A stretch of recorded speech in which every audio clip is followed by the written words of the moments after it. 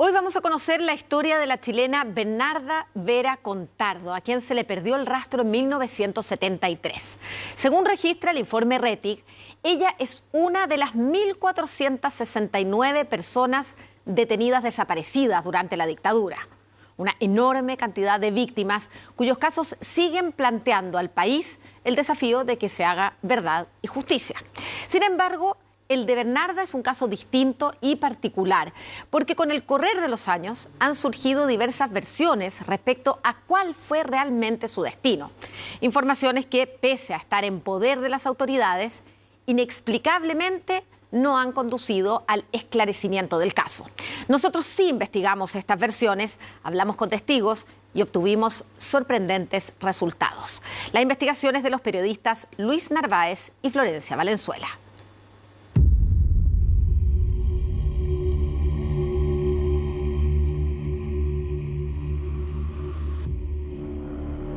El caso de la Bernardita para mí es terrible.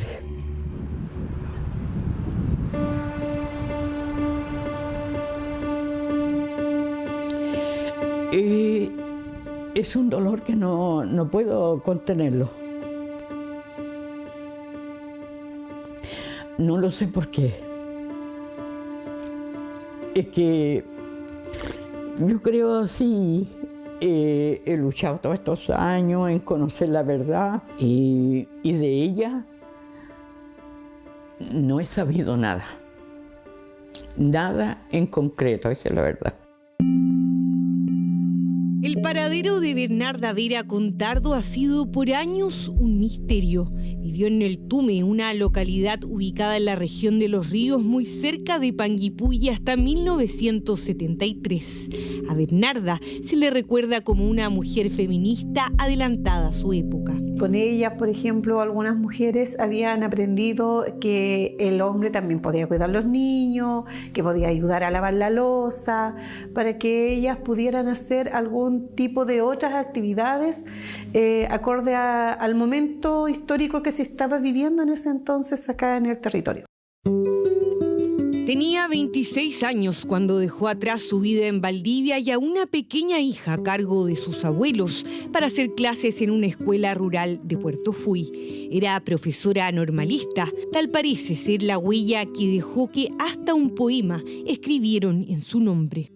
A Bernarda Vera, tu voz sonaba fuerte, enseñando en la vida de quienes aún no entienden por qué la muerte te alcanzó.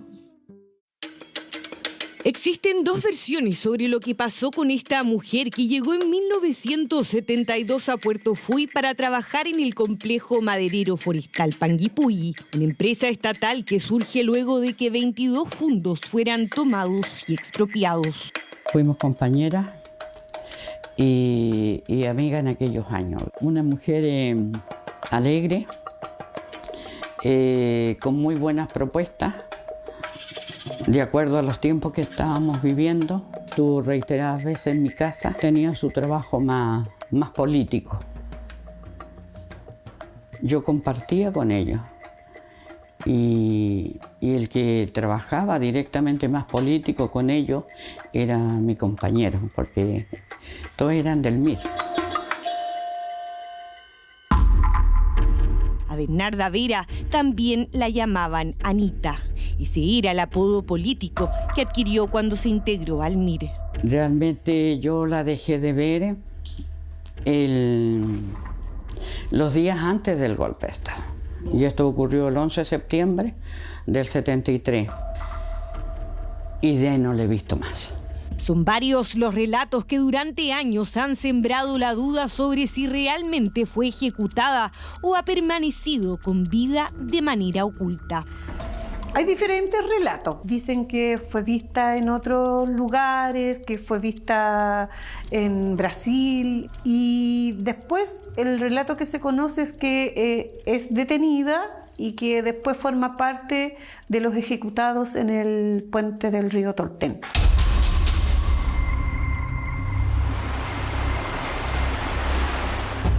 A Bernarda se le acusaba junto a otros integrantes del MIR por haber asaltado el retén de carabineros de Neltume la madrugada del 12 de septiembre de 1973.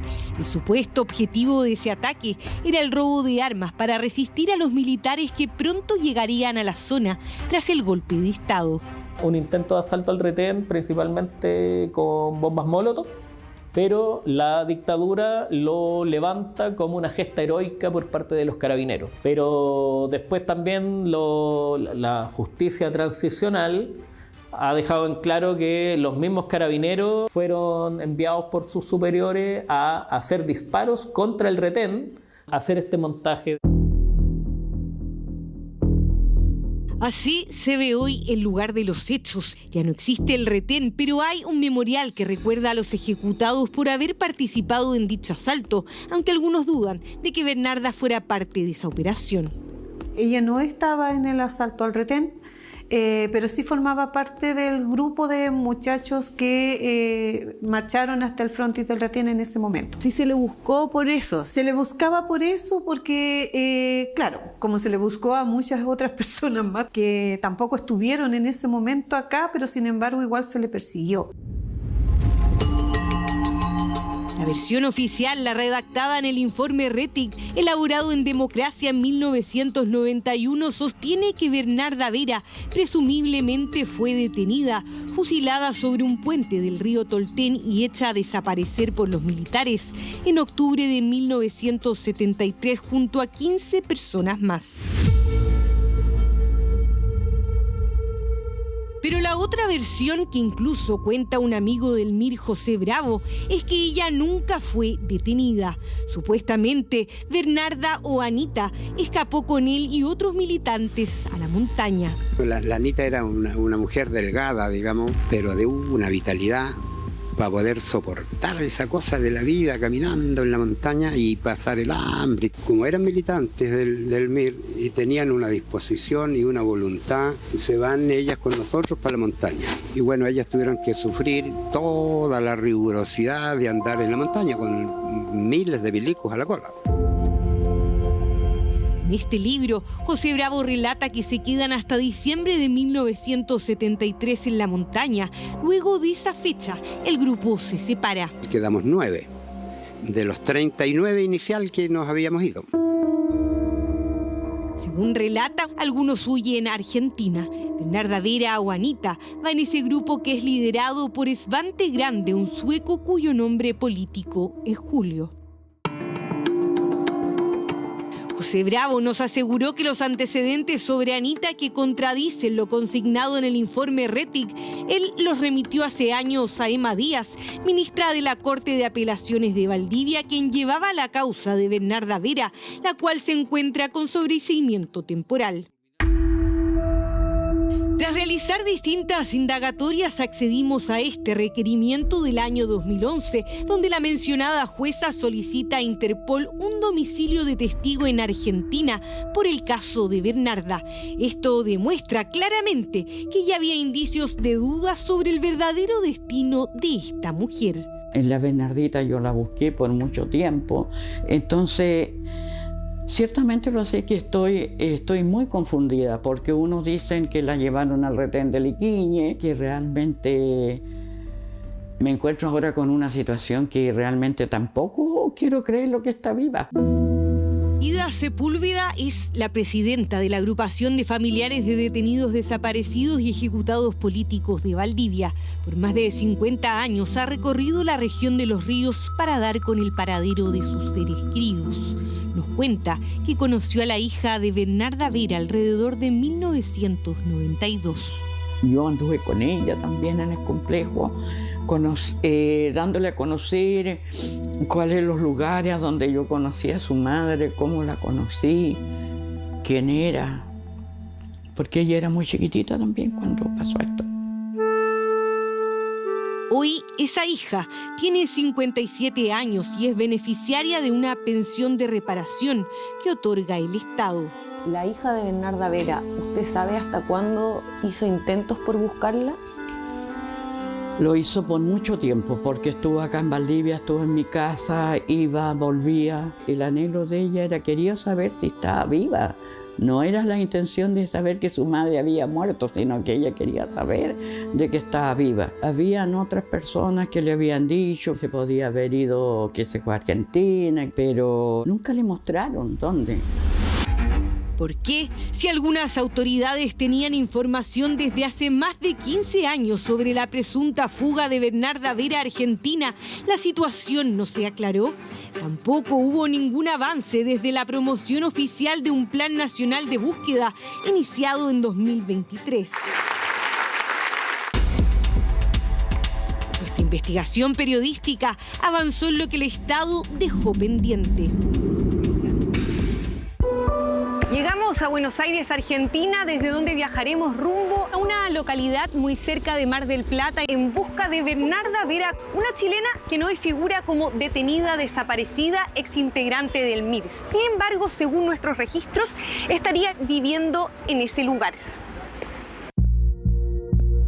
Sandro Gaete, ex detective de la PDI, fue jefe de la Brigada de Derechos Humanos y durante años trabajó en operativos emblemáticos como la detención de Paul Schaeffer o Manuel Contreras.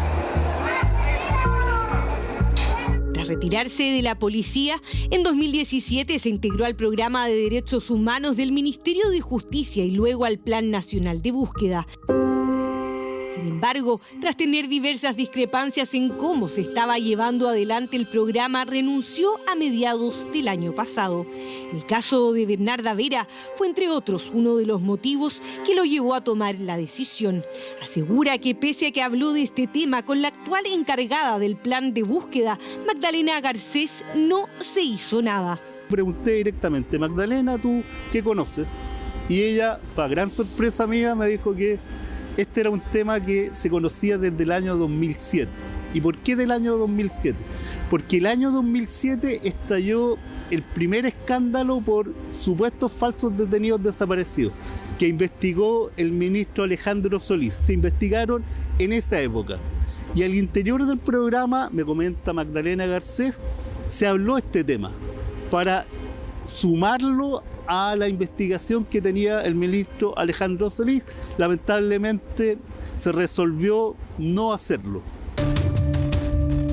Por casi 2 décadas, los hechos no se aclararon, ni siquiera cuando a principios de 2024 surgieron nuevos antecedentes respecto de que Bernarda Vera podría estar viva. Primeros datos dan cuenta que hay un ciudadano, un revolucionario sueco, que se va con un grupo, logra escapar de la persecución de los militares, ¿cierto? Hay algunos enfrentamientos, él logra arrancar a Argentina. En el grupo que él logra salir, aparece una mujer. Tal como lo habíamos adelantado, esa mujer sería Bernarda Vera o Anita, su nombre en el MIR. El sueco es Svante Grande, el guerrillero conocido como Julio. Es más, en este libro escrito por el periodista Per Ulf Nilsson, se reconstruye la historia del sueco con relatos de Anita.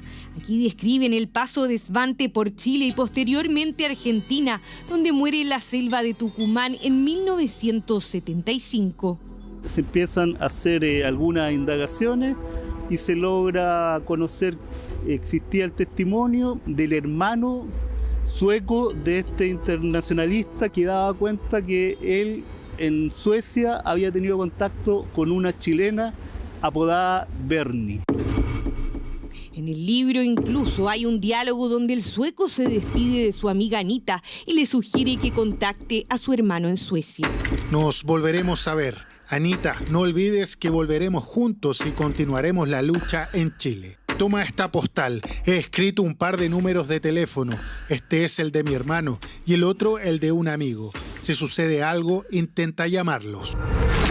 Con los antecedentes expuestos, comenzamos a indagar la ruta que podría haber hecho Bernarda. Tras su paso por Argentina, una persona con la identidad de Bernarda Vera salió con su marido argentino y un hijo recién nacido rumbo a Suecia. Allí fueron acogidos por la familia de Svante Grande y por el Estado sueco. Solicitamos antecedentes al Servicio de Migraciones de Suecia sobre Bernarda Vera y la respuesta nos confirma que el primer visado y permiso de residencia se le otorgaron el año 1978 y años más tarde, en 1984, se convirtió en una ciudadana sueca. Así, Bernarda dejó de tener cédula de identidad chilena. En conversación con Chilevisión Noticias, el autor del libro sobre Svante Grande y el propio hermano del guerrillero sueco nos aseguraron que Bernarda Vera es quien había sido conocida como Anita y que perdieron contacto con ella hace más de 30 años, pues al parecer habría retornado desde Suecia a Argentina. Tras solicitar información al Archivo Nacional de Suecia, constatamos que Bernarda Vera, nacida en Chile, tendría anulado su matrimonio con el chileno Arturo Rey y que del matrimonio con el argentino Jorge Swisser habría tenido un hijo en Argentina y 2 en Suecia. Por otra parte, tras consultar al Servicio de Impuestos y Registro de Personas suecos, nos señalan que sobre Bernarda Vera se tiene registro de haber emigrado en 1999. Sandro Gaete sostiene que el Plan Nacional de Búsqueda tuvo conocimiento hace más de 1 año y medio de que Bernarda habría abandonado su residencia en Suecia y que luego habría vuelto a radicarse en Argentina. Mi primera reacción es: esto hay que denunciarlo, sabiendo además que el programa de Derechos Humanos es querellante. Lo más natural hubiese sido que toda esta información hubiese sido remitida al tribunal. Bueno, esto no se hizo, se discutió al interior del programa de Derechos Humanos y finalmente lo que yo recibí como respuesta por parte de Paulina Zamorano es que esta era una decisión que iba a adoptar la autoridad ministerial, en este caso el ministro de Justicia Luis Cordero. ¿Por qué no se hizo la denuncia? Quisimos preguntarle al actual ministro de Seguridad, Luis Cordero, pero no se nos concedió una entrevista con él. Retomamos la búsqueda de Bernarda Vera en Argentina. Decidimos, con todos los antecedentes que hemos recopilado durante meses y que indican que Bernarda Vera habría retornado a Argentina en 1999, ir a aclarar el misterio. En base a datos oficiales de Argentina, encontramos el nombre de Bernarda Vera con el mismo día de nacimiento registrado en nuestro país, el 4 de febrero. Pero si bien en el registro civil chileno consta que Bernarda nació en 1946, en el DNI argentino se consigna que fue en 1949.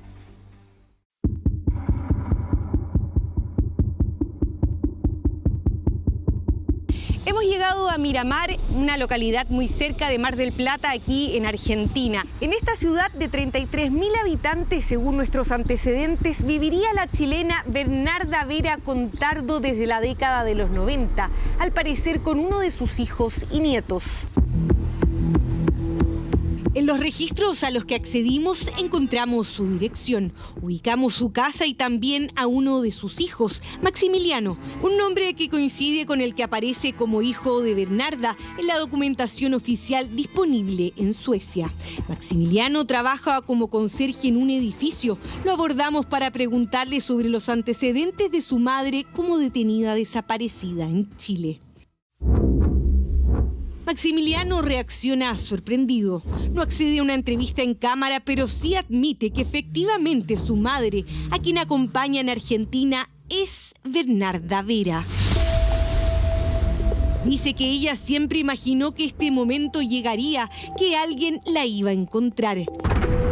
Asegura que ella no va a renunciar a la vida que ha llevado siempre, que es una mujer fuerte que no tiene miedo a nada.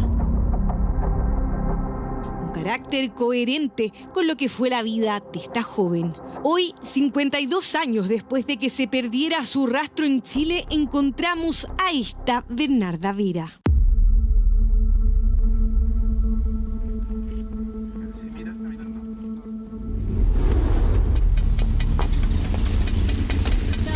Señora Bernarda. Sí. Hola, ¿cómo está? Yo soy de Chile, periodista de Chilevisión, de un canal de Chile. Quería ver si podía hablar con usted para saber de su historia. ¿Pero podemos hablar sin cámara? Solamente queremos hablar con ella, que nos cuente su historia. Es que estamos haciendo un reportaje sobre su caso. Entender solamente por qué figura como una detenida desaparecida. Están pasando por encima de las personas. No, pero podemos conversar sin cámara. La policía. Así es simple. Esta vez nada. Por favor, ya la persona que vino sabe lo que yo pienso. Bernarda dice que no quiere hablar de su pasado. Su hijo reafirma que ella solo quiere tener una vida en paz. Para Sandro Gaete, en este caso, las falencias en la gestión del Estado de Chile son evidentes. Primero, porque ya en 2007 hubo antecedentes de que Bernarda Vera podía estar con vida. Y luego, en 2024, cuando esta información fue reafirmada, y los responsables del plan de búsqueda no tomaron ninguna acción al respecto. En el caso de Bernarda Vera, en particular, el Estado supo el año 2007. Según lo que dice Magdalena Garcés, que era abogado del programa de Derechos Humanos en esa época. Y además es la actual coordinadora del Plan Nacional de Búsqueda. El Estado chileno supo porque Paulina Zamorano, que es la jefa del programa de Derechos Humanos, recibió una minuta con estos antecedentes. Y esa información el Estado chileno la supo porque el ministro de Justicia tomó conocimiento de la época. Luis Cordero supo de estos datos y tomaron la decisión de no denunciarlo al tribunal como correspondía. Ni Luis Cordero, ni Paulina Zamorano, ni Magdalena Garcés accedieron a hablar con Chilevisión Noticias. El Ministerio de Justicia y Derechos Humanos decidió designar a la actual subsecretaria para responder a nuestras preguntas. La primera información documental que nosotros recibimos, concreta, fue en mayo de este año. Justo cuando nosotros empezamos a investigar. No tengo conocimiento de cuándo ustedes comenzaron la investigación. Entonces el año pasado no tuvieron nada concreto, nunca a través de un oficio recibieron algo que hiciera pensar que realmente podía estar viva. Por oficio, prueba documental, no, ninguna. En consideración a que a mí me habían dicho que la decisión de denunciar o no denunciar era de Luis Cordero, le planteo, ministro, esta situación es compleja, en algún minuto esto se va a conocer. Y el ministro me dice, no, lo estamos estudiando. Y ahí murió. ¿Y eso cuándo fue? Eso fue semana antes de mi renuncia. Tiene que haber sido a mediados de junio del 2024. Desde principios de marzo del año 2024 se detectan por primera vez las incongruencias en los relatos de lo que habría pasado en el caso de Bernarda. Se distribuyen o se consulta a distintas instituciones. La primera vez que nosotros recibimos una información positiva, con información concreta respecto de este caso, fue en mayo de este año, del 2025, y apenas la recibimos fue puesta en conocimiento del ministro en visita. ¿Y ustedes por qué hablan en el fondo con el tribunal o con el ministro recién este año, si es que esto se supo mucho antes? Yo creo que hay que ser muy responsables y muy rigurosos con la información. Nosotros lo que hicimos, porque sí adoptamos medidas, fue justamente solicitar información oficial de las instituciones pertinentes, a la Policía de Investigaciones, al Registro Civil, a los consulados. Todas las respuestas que recibimos fueron negativas. Se acumulan las gestiones oficiales sin resultados concretos, crece el juicio crítico de los principales afectados, quienes han buscado por años. En lo personal yo tengo cierta molestia porque el Estado no ha sido garante en su totalidad para hacer en el tema de verdad y justicia. Y me duele también una cierta indolencia que ha habido por todo esto. No me siento responsable tampoco de no haber podido hacer más por ella y entregarle mejor información a su hija. Realmente eso es doloroso. Entonces, ¿usted cree que ella habría vuelto por su hija? Yo creo que habría vuelto. Contactamos a la hija chilena de Bernarda Vera, la niña que quedó con sus abuelos cuando a ella se le perdió el rastro. Le explicamos los resultados de nuestra investigación. Por ahora decidió no darnos una entrevista, sin embargo nos advierte que está convencida de que si su madre estuviese viva, la habría contactado alguna vez.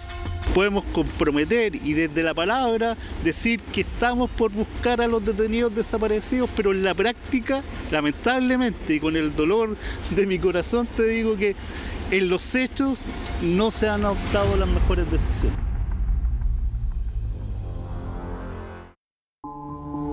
Las mejores decisiones, que duda cabe, debieran siempre estar orientadas a establecer verdad y justicia en los casos que siguen abiertos de más de 1.460 chilenos víctimas de desaparición forzada en dictadura.